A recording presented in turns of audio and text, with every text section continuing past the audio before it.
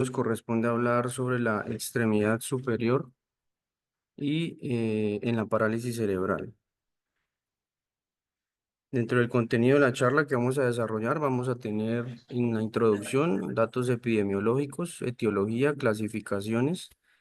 la clínica y las diversas presentaciones, la posibilidad de manejos y la parte de las conclusiones. Mm, para iniciar, pues vamos a hacer parte de la introducción, considerando que la parálisis se puede igualar a la palabra plejía como esa abolición de la motricidad en una parte del cuerpo o en varias partes de manera simultánea, producto de una lesión a nivel sea cerebral y que en su momento se consideró de las vías motoras, sea piramidal o extrapiramidal, que va a tener un reflejo clínico y son el deterioro en la fuerza muscular. Estos cuadros patológicos están descritos desde el antiguo Egipto, considerándose, digamos que no de manera específica, sino hasta la aparición pues ya de galenos en Grecia por parte de Areteo de Capadocia para el siglo II, quien fue el médico que trató de hacer la distinción si el origen de esa lesión estaba a nivel cerebral o a nivel espinal para ir haciendo un discernimiento en si es la enfermedad progresiva o no. El médico Little sobre el 1843 ya logra afirmar que el origen se encuentra a nivel intrauterino y lo definió como esa lesión a nivel cerebral que se va a manifestar en la infancia, específicamente en pacientes que hayan tenido nacimientos pretérmino o cuadros clínicos de asfixia perinatal asociados a alteraciones de su comportamiento a nivel cognitivo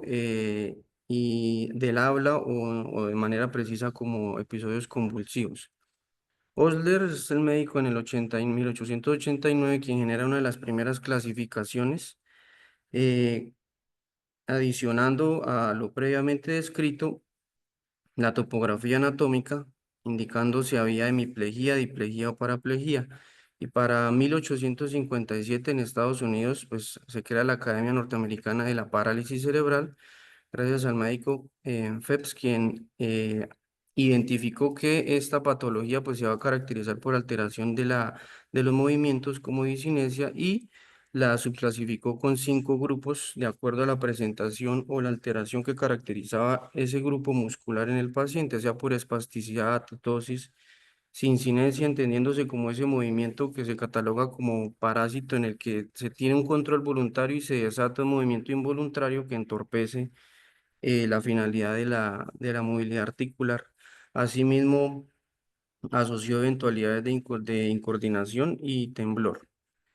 Entonces, es para el 2004 con el Comité Ejecutivo Internacional para esta enfermedad en Maryland, Estados Unidos, quien define a esta patología como ese grupo de trastornos que son permanentes, el desarrollo del movimiento y de la postura, que van a causarse una limitación en la actividad funcional del paciente y se va a atribuir a una lesión no progresiva, es decir, ya se instaura a nivel cerebral y lógicamente va a tener sus repercusiones en el desarrollo del cerebro, pues en vía fetal o lactante. Esto es marcado, digamos que en 3 características, es decir, que la lesión es no progresiva, se instaura y lo que se va a ver es ese deterioro, pues en la medida en que el soma va ganando volumen. Se puede evidenciar a nivel prenatal, postnatal y sus lesiones manifestándose de manera musculoesquelética o sensoriales, como le dije previamente, alteraciones a nivel de la conducta, convulsiones del habla o de la cognición. Eh, bueno, antes de la epidemiología, frente a esta descripción de la patología que tenemos, em, para nosotros, lo que respecta como ortopedistas, pues, nuestro interés radica en cuanto al movimiento, la postura y la deformación musculoesquelética que llega a tener este paciente, entendiendo que es una patología que se instaura, no va a ser progresiva, y esto lo describe el libro guía, dado que pues no debemos caer en el error de catalogar a una entidad como parálisis cerebral cuando tiene su origen a nivel cerebral o medular, pero es una entidad progresiva. En este sentido, también nos debemos valer pues de conceptos del servicio de neurología para hacer un discernimiento adecuado. En cuanto a epidemiología, se considera que es una de las primeras causas de discapacidad física en la infancia, en una incidencia de 2 a 3 pacientes por cada 1.000 nacidos vivos, esto cumpliendo las semanas ideales del embarazo, y entre 40 a 100 por cada 1.000 nacidos vivos, pero con menos de 28 semanas de gestación.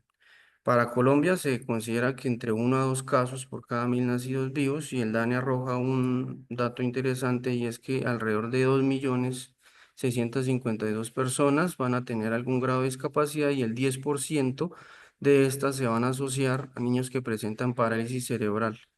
Un dato más local para Medellín, que lo genera la Secretaría de Bienestar Social: alrededor de 8.000 personas van a tener y tienen una pérdida de la capacidad física asociada a la parte mental y sensorial, y dentro de estas se ve más pues, de prevalencia a los hombres con una discapacidad cognitiva hasta en el 42%, que se asocia a la parálisis cerebral. En cuanto a la etiología, primero se enmarca de manera general que durante ese desarrollo cerebral vamos a tener episodios de alteración vascular. Pueden haber entidades infecciosas o tóxicas cuando la mamita toma fármacos teratogénicos, por ejemplo, o episodios hipóxicos. Y menos frecuente la parte genética. Sin embargo, sí es un aspecto importante a destacar, dado que a través del concepto de la penetrancia explica, digamos, que la gravedad o la profundidad de la parálisis cerebral, y esto hace que pues en un paciente sea distinto a otro. Se considera que el 92% se van a originar a nivel prenatal, el 8% postnatal, y estos asociados a traumas e infecciones, y menos del 10% secundarios a una hipoxia intraparto, también deficiencias del yodo, incompatibilidad del RH. Y dicho esto, pues hasta el 80% se va a considerar idiopático. Frente a todo lo descrito previamente, no hay una causa clara, si se identifican factores de riesgo, todos pues enmarcados dentro del contexto prenatal, natal o postnatal, como parto pretérmino, la infección perinatal, que haya una restricción en el crecimiento, acidosis o una gestación múltiple. Se describe entonces de manera muy específica, y de acuerdo a algunas semanas, las semanas de gestación, qué proceso fisiológico se altera y cómo va a ser su manifestación clínica. A nivel prenatal, cuando se habla de la lesión que ocurre por debajo de las 20 semanas, se considera que la lesión va a estar radicada en la migración neuronal, y el fenotipo va a ser el más severo. Vamos a tener una parálisis cerebral mixta que se va a caracterizar sea por espasticidad o distonía. Sobre la semana 24 a 32 se considera que la lesión va a ser en la sustancia blanca a nivel periventricular, y se va a caracterizar también por el paciente con musculatura espástica, diplejía y alteraciones a nivel motor. Y de manera tardía, que ya es en el periparto, se va a caracterizar es por una lesión que ocurre a nivel de los ganglios basales, y esto se va a tener su representación clínica en una alteración clara en cuanto a movimientos como distonía o coriatetosis. Y es allí, en estas semanas, dado que es la zona cerebral que metabólicamente está más activa. Asimismo, se describen factores causales con su secuela neurológica, como vemos en la parte inferior de la diapositiva, como es el caso de prematurez para general paraplegia y espástica. Partos podálicos también están descritos. Traumatismos dentales para hacer hemiplegia espástica, y en el caso de procesos infecciosos como la rubeola, para hacer espasticidad asociados a alteraciones oculares como catarata, y también desordera y afecciones cardíacas. En- Hay una característica importante para destacar, y es que la eventualidad del infarto cerebral al momento de hacer el desarrollo de infarto de zonas en el desarrollo del tejido cerebral, que se van a manifestar como una trombosis venosa o cortocircuitos. Se ha visto que cuando hablamos de la semana 24-32, es decir, la primera que describí, se localiza sobre la arteria cerebral media, generándose una espasticidad histónica unilateral y de predominio en el miembro superior. En cuanto a clasificaciones, pues existen muchas clasificaciones variadas. van a tener sí como característica el tipo de movimiento, el tono muscular y las ubicaciones que tenga, la presentación en el paciente. El libro guía pues, nos describe que a lo largo de la historia se han dado múltiples clasificaciones, van a tener un enfoque de acuerdo a la especialidad o la rama de la medicina que han intervenido y cada una de estas le ha aportado. Sin embargo, pues todas se han desprendido desde la primera que fue de Phelps en el 50 y paulatinamente han ido agregando observaciones clínicas, sean por parte de niveles de alteración cognitivo o del movimiento. A manera de resumen y de manera práctica, pues tenemos estos cuatro escenarios en los que vemos esa lesión a nivel de la corteza cerebral para generar una parálisis cerebral espástica. A nivel de los ganglios basales, como lo dije, lo que va a caracterizar es la alteración en los movimientos, van a ser movimientos incontrolados. A nivel del cerebelo, vamos a tener fallas en el equilibrio y en la coordinación, como una parálisis cerebral atáxica, y puede ser también presentación de manera mixta, donde las lesiones cerebrales van a estar en cualquier parte o en conjunto a nivel cerebral.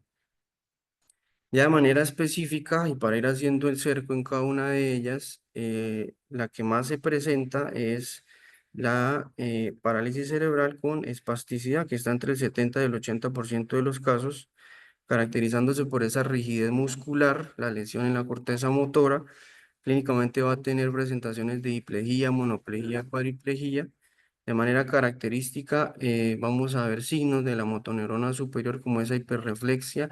el incremento en el tono muscular y esa atrofia muscular, pero por el desuso, y se evidencia que vamos a presentar mayor resistencia muscular o de movilidad articular frente a diferentes velocidades de la movilización pasiva y frente a diferentes ángulos del mismo. La disquinética sobre el 6% ya va a caracterizarse tiene dos escenarios por distonía donde hace hipoquinesia, hay hipertensión, hipertonía, perdón, que se va a agudizar con el reposo o la coreatetosis, que es ese movimiento excesivo con hipotonía que se va a caracterizar por contorsiones dolorosas, donde son movimientos que no son súbitos, de aparición súbita, no son predecibles y que entorpecen movimientos voluntarios que puede tener el paciente. Este se ve agudizado por comportamiento de la misma posición o la actitud anatómica que presta el paciente. La ataxia, que es el otro 6%, donde tenemos esa lesión a nivel del cerebelo, donde se va a evidenciar esa pobre coordinación con movimientos específicos para la marcha y el equilibrio, destacándose hipotonía, pérdida de la coordinación muscular en conjunto y vamos a tener pues un precario control de movimientos puntuales que se va a manifestar con la anormalidad en la carga o en la fuerza muscular. Y de últimas está la mixta, que es esa mixta que se describe o que no se puede catalogar a un paciente, sea puramente espástico, atáxico o distóxico, porque pues se tratan de solapar por la presentación clínica. Esta mixta sí se va a caracterizar por presentarse de manera espástica, atetósica o con ataxia. Estas son las otras manifestaciones clínicas con los porcentajes hallados en la literatura, donde evidenciamos que no es solo la parte cerebral, pues de ahí se generan múltiples patologías, hasta en el sistema urinario, como vemos, incontinencia en un 25% y asociaciones de alteración cognitiva con cuadros epilépticos. Algo característico y es la presentación del dolor está en un 75%, que está asociado a las contracturas, persistencia de luxaciones de cadera de hombro, el uso de dispositivos ortésicos que obligan a mantener una actitud, pero el paciente pues no la tolera, y los espasmos o movimientos súbitos que presenta el mismo. Para adentrarnos en la observación de ese miembro superior en el contexto de parálisis cerebral, vemos que se considera que la evaluación del miembro superior es un poco compleja, dado que se va a requerir de varias consultas y de una intervención multidisciplinaria hacia servicios de fisiatría, pediatría, terapia ocupacional, desde luego que ortopedia, para determinar frente a ese escenario o esa constelación de signos clínicos que describí, frente a cuál estamos, frente a cuál es su etiología y cuál va a ser la mejor intervención. Dentro de los objetivos que se plantean en estas primeras intervenciones, pues va a ser mejorar esa función de la mano frente al agarre y la liberación de los objetos para hacer una manipulación productiva. Y para lograrlo, pues se tiene que tener en cuenta cosas muy específicas e importantes, que es el nivel de maduración del sistema nervioso y respecto pues a la edad, si hay signos de asterognosia, entendiéndose como esa facultad para poder identificar objetos sin observarlos de manera directa, y que se evidencie que tenga un control cerebral. Esto como características para pensar que estamos frente a una mano con posibilidad de hacer un manejo adecuado. Entonces se tiene que plantear un contexto general y es determinar la etiología, dependiendo pues la edad gestacional en la que se sospecha o se sospechó que se generó la lesión, qué tratamientos actuales va a tener o tiene el paciente, el nivel de escolaridad, la lateralidad, los tipos de discapacidad motora, sea espástica, distóxica o mixta, como describimos, en qué zona va a estar ubicada. Y algo importante es si el paciente ya hace marcha o algún tipo de marcha, el grado de comunicación y qué tan colaborador es, dado que pues, se va a requerir, aunque es un paciente muy limitado y condicionado, se va a requerir de su intervención al momento de hacer planes de rehabilitación. Estas tres imágenes muestran un dato importante que lo escribe el libro guía, que nosotros como ortopedistas pues no debemos dejarlo solo del servicio de pediatría, sino saber los reflejos, que son tres, que se considera que deben desaparecer sobre la cuarta o sexta semana, y son el reflejo de Moro, donde el niño tiene esa sensación de vacío y hace abducción de sus extremidades superiores, de la extensión cruzada cuando se estimula la columna cervical, sea del lado derecho derecho o izquierdo, generándose la abducción de la extremidad superior en conjunto en simultáneo con la extremidad inferior, y el reflejo de la prensión, que es frente al estímulo palmar, pues se va a generar ese agarre del niño. Otra de las cosas también para valorar en este momento es ver el niño qué predominancia tiene, o sea, qué mano es la que más usa al momento de estar frente a los alimentos o manipulación de los objetos, y ver si hay reflejo o extensión plantar para catalogarlo de manera patológica o fisiológica. En ese sentido, es importante saber cómo la extremidad superior pues tiene un desarrollo o una adaptación y qué tan versátil es en los medios en que se mueve, sea a nivel de la rehabilitación, sea a nivel de su vivienda, de su domicilio, y cómo interactúa con otros familiares. Entonces, en ese ejercicio pues se han descrito múltiples escalas o clasificaciones, y esta denominada House es una de las que más tiene, de las que más se ha podido reproducir. Son 8 niveles donde denotan el grado de función de la mano, considerándose que de grado 5, 6, 7, 8 es una función global para la mano, digamos que aceptable. Otra de las clasificaciones que muestra la literatura es el sistema de clasificación de la habilidad manual para niños con parálisis cerebral, en 5 niveles, donde podemos hacer el análisis frente a lo que se evidencia, si los músculos, qué tan espásticos son, su desempeño, y qué lo caracteriza, si el conjunto de grupo muscular agonista o antagonista, identificando el grupo más fuerte, más débil, qué tanto tiene de control desde órdenes que el paciente, digamos, que entienda y ejecute, la actitud postural de su mano y el reconocimiento de deformidades.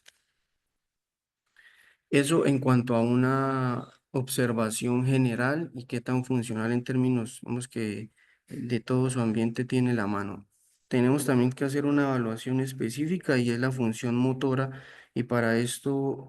pues está descrita a través de la escala de Kendall, que son 5 puntos, que va a proporcionar una manera pues fácil y rápida de evaluar el niño, buscando una debilidad significativa o el desequilibrio muscular. Es muy útil, dado que pues se requiere solo de la asistencia al consultorio, y sí tiene una desventaja, y es que pues requiere una experiencia del evaluador, dado que necesitamos saber el posicionamiento adecuado de la mano y qué tanta fuerza se le aplica para que la observación sea objetiva. Y otra escala que se genera, la de Ashworth modificada, en donde nos va a permitir digamos que determinar de manera objetiva qué tan espástico es un grupo muscular. Y esto, pues teniendo en cuenta que debemos hacer la diferencia entre un cuadro rígido o espástico, considerándose el rígido como ese movimiento pasivo de un grupo muscular en el que va a tener ese aumento de tono, pero a diferentes velocidades y ángulos, distinto a la rigidez muscular, que es ese movimiento pasivo donde siempre va a tener la mismo tono, indistintamente sea de velocidades o de ángulos. Entonces debe entender que esa contractura muscular o rigidez es consecuencia de la contractura muscular, y esta característica de rigidez se va a dar más que todo en pacientes adolescentes o de maneras graves o profundas de la parálisis em, cerebral. Otra característica a evaluar y que nos va a determinar frente a algún tipo de tratamiento qué tan funcional va a ser esa mano es la sensibilidad, que se considera que por debajo de los 6 años tiende a ser difícil su valoración porque se van a manifestar de manera profunda las lesiones o los niveles de extensión de la misma. Entonces, esto lo podemos evaluar por dos escenarios clínicos. Uno es grafestesia y es identificar en alguna zona de la piel esa silueta que se circunscribe, sean números o letras, o la estereognosis, como lo dije previamente, como la facultad para identificar objetos sin observarlos de manera directa. Entonces se considera que la esteroignosis está hasta en el 97% de los pacientes que tienen una parálisis cerebral que se destaca por hemiplegia, y se considera que este dato es sumatorio en la historia clínica porque nos va a dar una orientación en cuanto al tratamiento de si es adecuado o qué tan productivo va a ser. Entonces, dicho lo anterior, pues se puede concluir que en realidad es una entidad que tiene incluso un diagnóstico clínico frente a una clara observación, una aplicación semiológica de los grupos musculares, y que a partir de esta observación se va a hacer la orientación multidisciplinaria del paciente. Para entrarnos de manera específica, el hombro pues va a tener unas presentaciones claras. La literatura lo describe como un hombro, sea en aducción, en rotación interna, rotación externa o un hombro distósico. En cuanto a el hombro con aducción y rotación interna, los músculos implicados van a ser el bíceps braquial y el brachiorradial, em, manifestándose con un déficit de extensión superior a 40 grados. Y este dato es importante dado que, pues, ya de entrada nos está diciendo que el uso, por ejemplo, de silla de ruedas o muletas o la ejecución en cuanto a su vestimenta va a ser compleja. Otra de las presentaciones es la rotación externa. La rotación externa se va a manifestar por las lesiones bueno, o la espasticidad a nivel del músculo infraespinoso, redondo menor y deltoides posterior. Em, Vemos aquí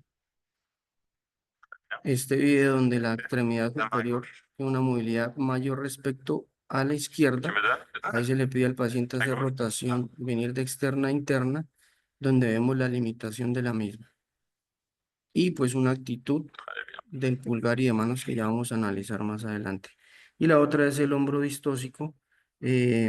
donde pues se va a caracterizar porque se presenta en las parálisis cerebrales mixtas, es decir, vamos a tener espasticidad y distonía, y el protagonista pues va a ser el pectoral mayor. Es importante denunciarla porque genera mucha inestabilidad dinámica y puede estar siendo la causa de luxaciones a repetición. En cuanto al codo, vemos esta imagen que es muy representativa y es como la clásica en cuanto a parálisis cerebral espástica, porque vemos esa rotación interna del hombro con la hiperflexión del codo, hiperflexión de la muñeca, y la actitud en pronación del antebrazo. Entonces, esta se puede presentar de manera estática o dinámica, involucrando los músculos del bíceps braquial y el brachiorradial. em, con el mismo, la flexión dinámica se puede, digamos que considerar antiestética, y va a ser inviable poner algún tipo de ortesis. Va a predominar, como lo dije, el bíceps, porque se va a colocar el antebrazo en una posición de supinación que puede provocar una subluxación anterior de la cúpula radial de manera persistente. En cuanto a el antebrazo, su presentación clásica pues va a ser la hiperpronación, aunque se considera que una pronación en este cuadro clínico va a ser ligera y puede ser funcional. La hiperpronación es la que nos va a limitar toda la funcionalidad del paciente.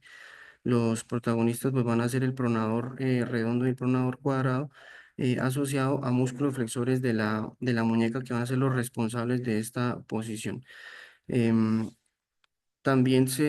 para el antebrazo está de manera específica una clasificación que la dan la escala de Goldberg y Tolkien, donde evidenciamos cuatro niveles o cuatro actitudes del antebrazo. El grupo uno se va a destacar por una supinación que va a ser activa, pero es de una posición neutra. El grupo 2 va a ser esa supinación, pero iniciando un poco después de la posición neutra. La 3 es donde no hay supinación activa, y va a permitir, donde permite la movilidad completa, va a ser de manera pasiva, y la 4 no hay una supinación ni activa ni pasiva. En cuanto a la muñeca, la postura es de tener una postura en flexión, en hiperflexión, que se va a relacionar claramente con la espasticidad de los músculos flexor radial del carpo, flexor cubital del carpo, o se puede extender hasta flexores de los dedos. Y teniendo en cuenta, digamos que la actividad de los antagonistas, que serían los extensores, se van a mostrar de manera débil, los extensores radial largo y corto y el extensor cubital del carpo. Hay una presentación y es que ese músculo, em, perdón, el extensor cubital del carpo puede estar subluxado de manera anterior, y lo que hace es reforzar la actitud y flexión de la muñeca. Para la muñeca también hay una escala, una estratificación clara, y es a través de la escala de Zanconi, donde vamos a tener tres escenarios. Esta escala lo que nos va a aportar es evaluar los patrones de agarre o de liberación, que es una movilidad que va a depender de la articulación de la muñeca, teniendo en cuenta la funcionalidad de los dedos. En la primera es donde se puede extender la muñeca a más de 20 grados con los dedos extendidos. La 1A es donde se extiende esa muñeca, pero entre 0 y hasta 20 grados. La 1B vamos a extenderlos entre 10 y 20 grados. La 2A extiende la muñeca, pero con los dedos flexionados. La 2B puede extender la muñeca con el dedo flexionado, y los dedos se pueden extender, pero con más de 20 grados de flexión de la muñeca. En este video evidenciamos cómo se tiene que tener la muñeca en flexión para poder hacer extensión de los dedos. En el primer tiempo hay extensión completa de los mismos con la flexión de la muñeca, y en el segundo tiempo, como vemos, no hay extensión de los mismos frente a una extensión de la muñeca en posición neutra. En cuanto a los dedos, se va a caracterizar por la contractura flexora, que se evalúa mediante el ángulo de forma, como vamos a ver en el video, y la evaluación de este pues es iniciar con la flexión de la muñeca y llevar la extensión completa de los dedos. Luego se va a observar si hay extensión gradual de la misma muñeca, manteniendo los dedos, perdón, en extensión. Entonces se va a considerar que la incapacidad para extender completamente la muñeca pues va a tener una signo de contractura flexora, y es el déficit en extensión de la muñeca. Tenemos acá en el video.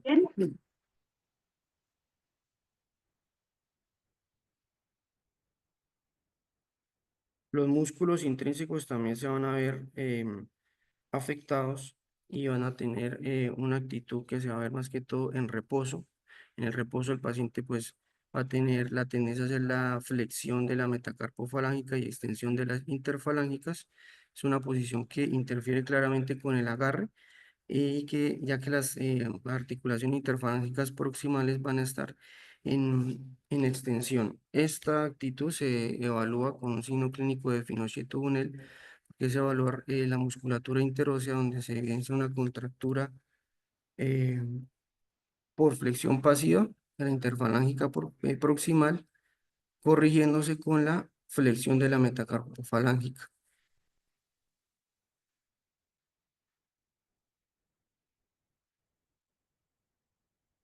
El pulgar considerándose pues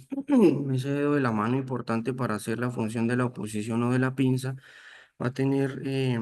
cuatro características en cuanto a su fisiopatología y es la espasticidad o contractura, donde el aductor pólicis es el que va a tener mayor protagonismo, va a tener también o se presenta con espasticidad de flexores, sea el flexor largo o corto y del oponente, y puede también presentarse una contractura del primer y segundo metacarpianos o evidenciarse con una inestabilidad de la metacarpofalángica. Entonces, en la imagen se muestra una posición muy típica cuando el paciente tiene una parálisis cerebral atetósica, se considera que es o se analiza como un reflejo en cuanto a la flexión de los dedos, porque en, en esa extensión de la muñeca va a ser el pulgar cubierto por los demás dedos, los va a abrazar y cuando se lleva a la flexión de la misma hay una liberación de los artejos liberando el pulgar. Este es un video donde nos muestra esa deformidad intrínseca del pulgar, que aunque el paciente logra hacer el agarre, está condicionada. Movemos la parte de la interfalángica distal en la que se fleja respecto a la hiperextensión de la metacarpofalángica. Para hablar de las herramientas de tratamiento, pues hay que hacer la visión multidisciplinaria y una de las cosas a destacar, digamos que antes de llegar a hacer el paso quirúrgico, va a ser la rehabilitación o la terapia ocupacional, que se considera que debe hacerse lo antes posible, es decir, si se tiene un diagnóstico claro y se sabe para dónde se debe hacer inicio de la misma. Se considera que va a tener mejor evolución el paciente cuando se hace por debajo, se inicia por debajo de los 6 meses, teniendo objetivos claros, funcionales, simples, con conocimiento de la familia, con conocimiento del equipo médico y sabiendo qué es lo que se espera frente al desarrollo. Em, Vemos que se va a destacar esa intervención porque los arcos de movilidad deben ser activos y pasivos durante todo el crecimiento del niño, hacer estiramiento de los grupos musculares espásticos, fortalecimiento de los grupos antagonistas, es decir, de toda la función extensora, y con la posibilidad de hacer un uso de ortesis que en realidad tiene mayor comodidad en las noches, donde es una ortesis que se va a ubicar el antebrazo en supinación por encima del codo y muñeca con dedos rectos y llevando el pulgar en la posición. Otra de las herramientas que nos sirve para este cuadro clínico es el uso de la toxina botulínica tipo A. Es una toxina que, digamos que eh, se considera como de las primeras líneas para hacer el tratamiento en espasticidades focales. Se va a caracterizar por tener ese bloqueo de la liberación de acetilcolina a nivel de la placa neuromotora presináptica, causando una debilidad temporal de los músculos a intervenir, y es en este tiempo que nos permite a nosotros usarlo como ventana para intervenir, hacer movimientos claros de rehabilitación o tener la oportunidad de hacer intervenciones quirúrgicas. Mm, También ayuda a hacer la distinción entre espasticidad y contractura o esa rigidez permanente, y aunque pues como vamos a ver, previo a procedimientos quirúrgicos tiene un uso frecuente, también pues tiene desventajas, y es que su efecto pues puede durar poco, tiene alrededor de 3 a 5 meses y se tienen que hacer repeticiones de las inyecciones, pues que en realidad para un niño al momento de someterlo pues es de considerar. Y los otros inconvenientes pues es el costo, las dificultades administrativas de su adquisición. Y lo ideal, cuando ya se considera que se debe hacer uso de la misma, es iniciar sobre los 2 o 3 años de edad. Entonces, en cuanto a tratamientos quirúrgicos, em, pues lo expone así la literatura. Lo ideal es cuando el niño alcance los 6 años y vemos esta gama de una risotomía dorsal del pliejo braquial, que es esa intervención neurológica para hacer la decisión de ramas neuronales y el reacomodamiento para generar otro tipo de estímulos, asimismo neurotomías selectivas posteriores al uso de la toxina botulínica, por ejemplo, fasciotomías, transferencias tendinosas y artrodesis. Pero dentro de las cosas más importantes a destacar es qué pacientes se pueden llevar a cirugía y quiénes no. Se considera que pacientes con movimientos anormales, donde su parálisis cerebral sea, por ejemplo, la de lesiones de ganglios basales con una distonía a destacar, pues no se considera como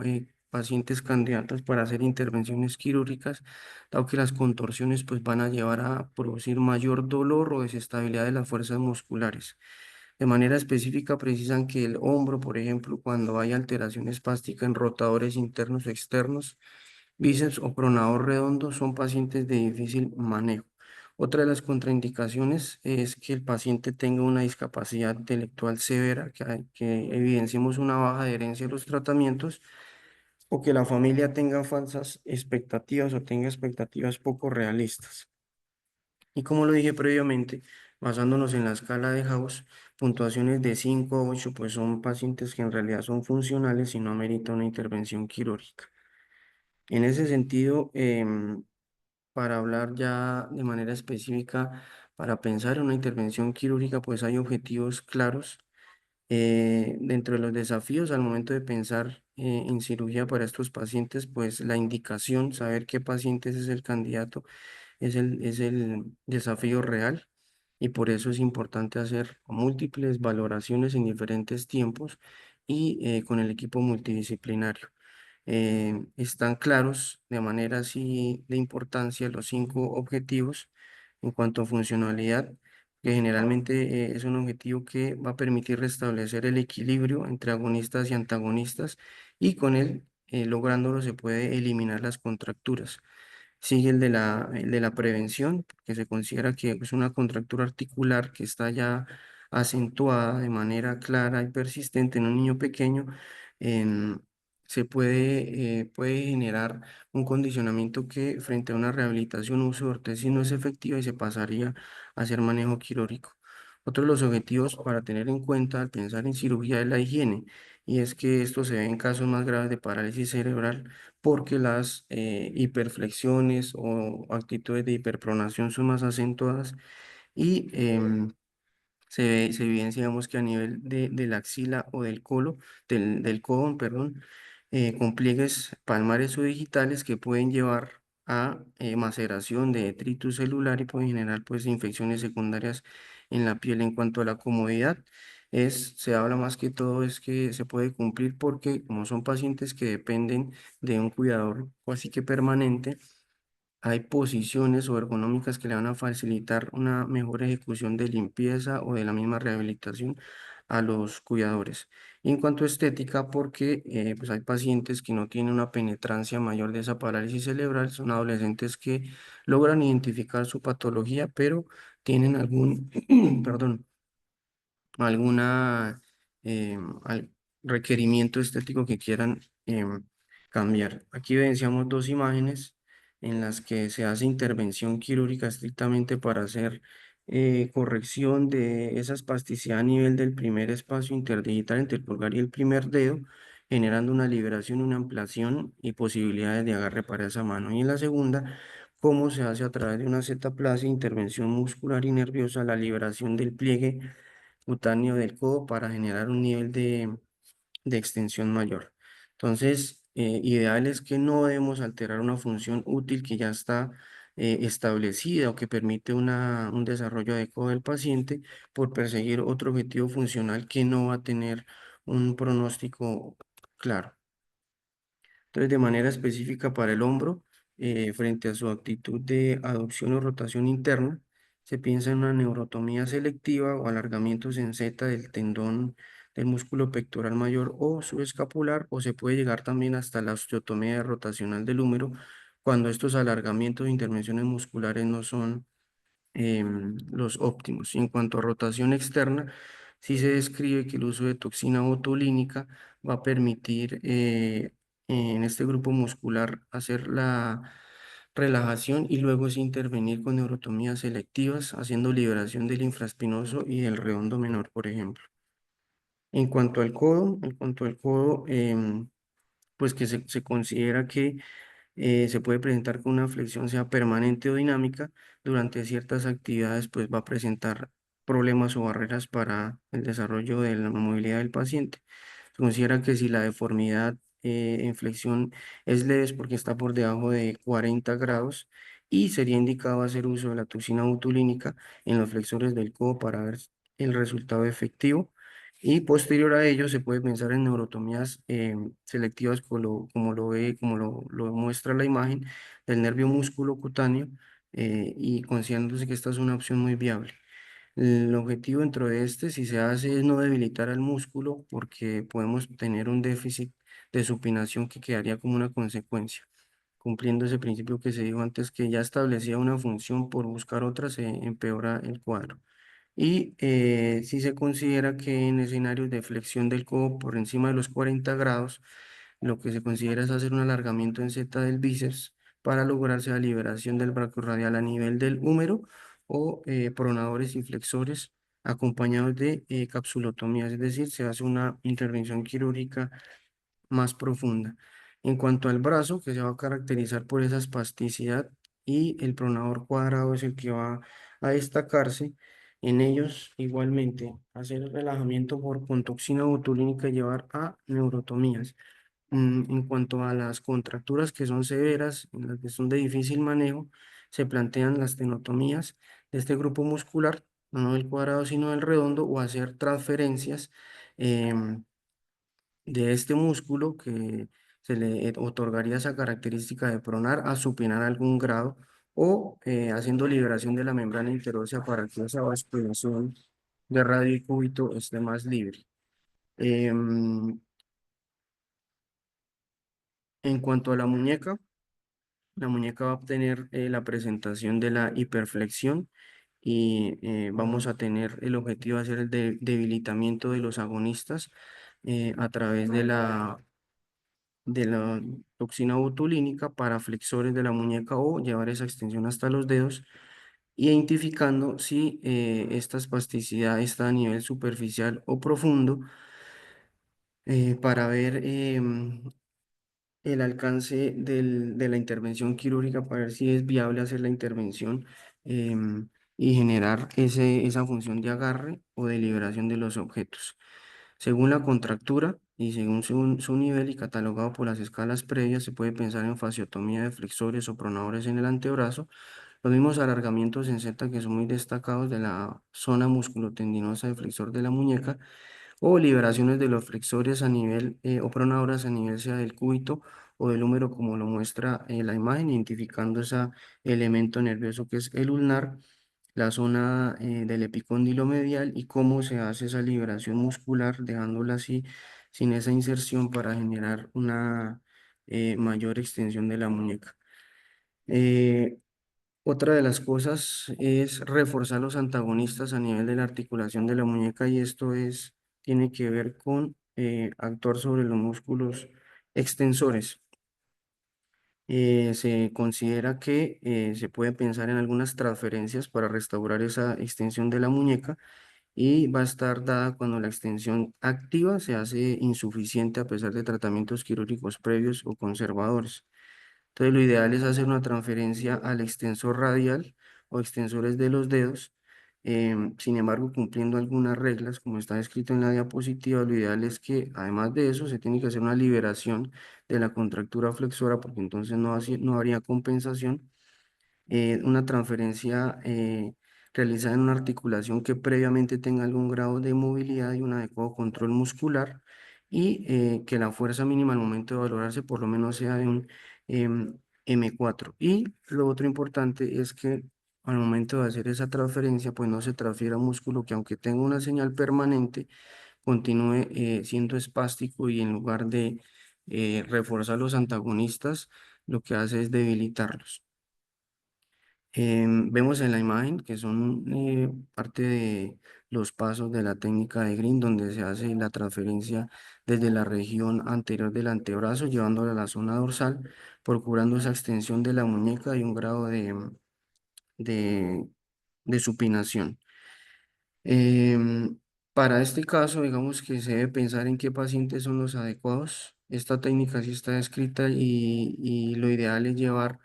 a pacientes que estén por encima de los 13 años, preservando la función flexora para no cometer el error de hacer una sobrecorrección, comprobando también que tenga una fuerza muscular el flexor radial del carpo y logrando esa liberación del agarre y de la muñeca en la posición neutra. Otra de las posibilidades quirúrgicas es la artrodesis de la muñeca, que se va a considerar cuando se tiene la finalización del crecimiento y el cierre de las fisis,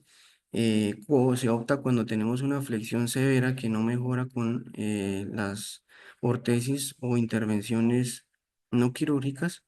Y lo ideal es si se tiene en una mano, vemos que la contralateral tiene una función adecuada y la otra mano no tiene una función o una adaptación, se puede pensar en artrodesis para por lo menos darle esa posición neutra y que le sirva de arrastre al momento de hacer ejecución de movilidad de los objetos. Se hace uso de la placa dorsal haciendo la artrodesis como ya conocemos y la imagen muestra y el video esa cavitación a nivel del radio para después de hacer la carpectomía de la fila proximal, cómo hacemos inserción de los huesos y procurando ese biselado para que la función flexoextensora de la muñeca se logre recuperar. En cuanto al pulgar, tiene las presentaciones características siempre de aducción de los dedos y lo que va a cambiar pues esa actitud del pulgar va a ser simple cuando el dedo va a tener la aducción muy cercana a los metacarpos, la segunda va a ser esa aducción de los metacarpianos con una flexión metacarpofalángica, la tercera es con hiperflexión de la metacarpofalángica y la cuarta es cuando se tiene esa oposición completa y se mantiene de esa manera llegando a la base del quinto dedo y los otros dedos abrazándola. Entonces, para estas son todo este sinnúmero de posibles intervenciones, desde intervenciones quirúrgicas de liberación, de transferencia para fortalecer los antagonistas o estabilizaciones articulares. Dentro de la liberación, pues tenemos, como lo ve la imagen, es ese desprendimiento proximal de la doctora haciendo la incisión palmar. En cuanto a transferencias, como lo vimos, pasar de la zona anterior a la zona dorsal para procurar la extensión y supinación. Y la última es la estabilización. Aquí vemos un video donde evidenciamos un paciente posterior a múltiples intervenciones como el agarre después de la liberación del aductor le permite la movilidad del objeto. Como conclusiones, tenemos que el tratamiento quirúrgico de la extremidad superior, la parálisis, pues tiene que tener un enfoque multidisciplinario de un equipo experimentado. La indicación quirúrgica pues se debe considerar después de una evaluación exhaustiva y de varias consultas. Los objetivos deben plantearse previamente sabiendo cuáles son sus alcances sin expectativas falsas y en contracturas graves sí está claro que se haga liberación muscular, transferencias o artrodesis con el objetivo principal de que la elección de la técnica quirúrgica o el procedimiento quirúrgico que se vaya a hacer esté adecuado a lo que el paciente necesita. En ese sentido, pues se debe hacer relativo a la observación de cada uno de ellos. Gracias.